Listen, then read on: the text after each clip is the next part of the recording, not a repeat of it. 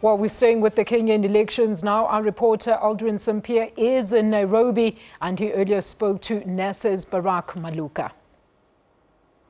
NASA has just concluded this press briefing reacting to what's been happening since some Kenyans at least went out to the polls yesterday. And of course, we heard that announcement by the SABC saying that at least in 4 counties that there will be a rerun of fresh elections have been called in those counties. And NASA responding to that, saying that those people in those counties have already made it clear that they are not willing to participate in those votes, and the SABC should respect that decision. And they've also accused the state of meeting out violence against Kenyans, as well as going as far as accusing them of genocide. I just quickly want to introduce Mr. Barack Maluka, who's going to speak to us quickly about this press briefing that also took place, but also NASA's reaction to what's been happening over the past few days, even leading up to these elections. First of all, the violence that NASA speaks of. Let's start there. Well, the violence is there. Everybody has seen TV images and footage of violence, and it's gotten to a point where people in what look like a police uniform breaking into homes in Migori, door to door, and pulling out people for obviously sinister motives. We have seen that even people who have been physically disempowered by the police continue to be battered and bludgeoned, and this is something that must stop. But more fundamentally is the concern that there is supposed to be a repeat election tomorrow, having been postponed yesterday, and they said that they are going to beef up the security before they can come. If you look at the kind of violence that there has been, and somebody is talking about beefing up, if you look at the truckloads of heavily armed officers or persons, we don't know whether they were all police officers who were taken to those 4 counties, you start getting extremely worried about what is likely to be happening there tomorrow. And beyond that, I think we also want to appreciate what we've been hearing from Jubilee spokespersons.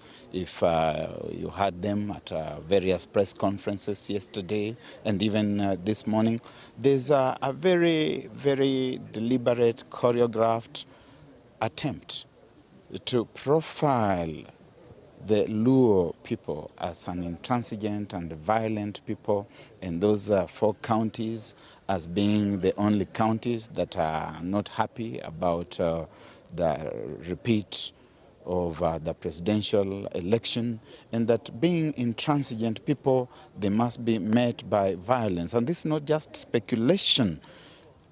Honorable Kimani Ichung'wah, who is a Jubilee MP, said on live national TV that the people who are being killed are Luos, and that it is all right for Luos to be killed. Does this at all then, spark further fears that what we saw happen back in 2007, 2008, where you had the violence that happened back then, that this time around it could happen again, that this country could break into civil war? The first thing to note about 2007, 2008 is that there are 2 people who were suspected to have been the captains of the mayhem of that period, are now on the same side in government. And so you can see that even in terms of community profiling, the 2 communities which were involved with that violence on one side, and that this time round it's a different community that was not really involved in the deepest of the heat of 2008, which is being sucked in, being profiled. And We don't know what will come next, but they say that even a rat, when it is cornered, when you have completely cornered it, it's going to fight back. And so the best thing is for wisdom, wise counsel, and common sense to prevail. And for President Kenyatta and IEBC to reconsider. In any event, why must they insist on carrying out an election in those 4 counties? They have said that the president has already won, he has already been re-elected. They have said that it is not necessary for those 4 counties to actually vote or to vote for him, that any numbers coming from there will be insignificant. So if they firmly believe so, then they should not impose an election. I guess that's the issue, because even if these counties do not go to a fresh election, it means that as it stands at the moment, Uhuru Kenyatta has won these elections. But then the question then is, what happens now? Because there are those who are making the argument that even if Uhuru Kenyatta wins, he is an illegitimate president. What happens then to NASA's call for a resistance movement? What shape does that resistance movement take going forward? In terms of resistance, that is obviously something that is going to have to be worked through going forward. But the one thing that we are certain about is that it's going to be a non-violent resistance. You can deal with an intransigent government and force it to the negotiating table, and if not so, to its knees, without lifting a stone, without placing a finger on anyone. There are ways and means of civil unrest, peaceful, and they have happened all over the world. That's not going to begin here. They have happened in the United States, they have happened in South Africa, they happened in India under Mahatma Gandhi, and they can happen here. We don't have to pick up machetes, guns. We don't have to pick up stones to beat up anybody. There is a way of dealing with intransigence, particularly state-sponsored intransigence, in a non-violent manner. And I think that is what lies ahead of this government. NASA might say that there's no need to pick up machetes, there's no need to pick up stones, but NASA also said that its supporters and those who support Raila Odinga, the former prime minister, must stay at home. But that has not happened.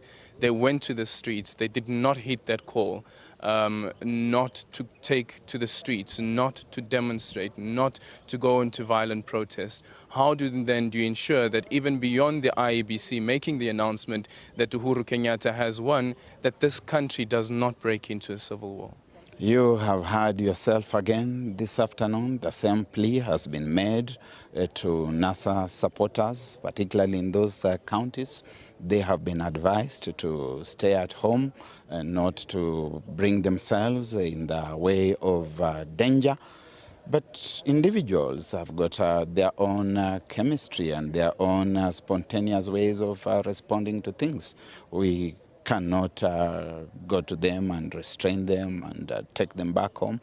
But we also take note that some of the people who have been injured have been people who have been flushed from their houses. What are you going to do when the police come and flush you out of the house? Is it also possible that these people are responding and reacting? If you cannot feel safe in your house because you're being dragged out and you're being clobbered, won't you then naturally reason that you perhaps should go out and meet them there on equal ground? We are aware that within this season, even children, tots, little kids, have been clobbered, some in nursery schools, some in their beds at home, in their prams. A 6-month-old was killed in the house, in the bedroom. There's evidence and proof that the police, in fact, broke in, and the people in that house had not gone out to throw stones at anybody. So I think the state needs to end this profiling and to let the people of Luo Nyanza alone. If they don't want to vote, don't force them to vote. Well, thank you so much for your time. We'll have to wait and see what happens when there is those fresh elections that will be run in these various counties, at least an attempt to run these fresh elections. And NASA has also indicated in the press briefing earlier on that they are yet to decide what they will do post these elections, because eventually when the announcement and the declaration is made by the IEBC who the victor of these elections are, and I guess it's a foregone conclusion who that person would be, what steps it is that NASA would be taking. I spoke to one of the members earlier on who also said that probably one of the things that they would be looking into is a court application to try and nullify these elections, but that can only come after the IEBC's process of running these elections has come to an end, and there's already one application that has been made in this court, in the Supreme Court, to try and nullify the elections. It's back to you in studio.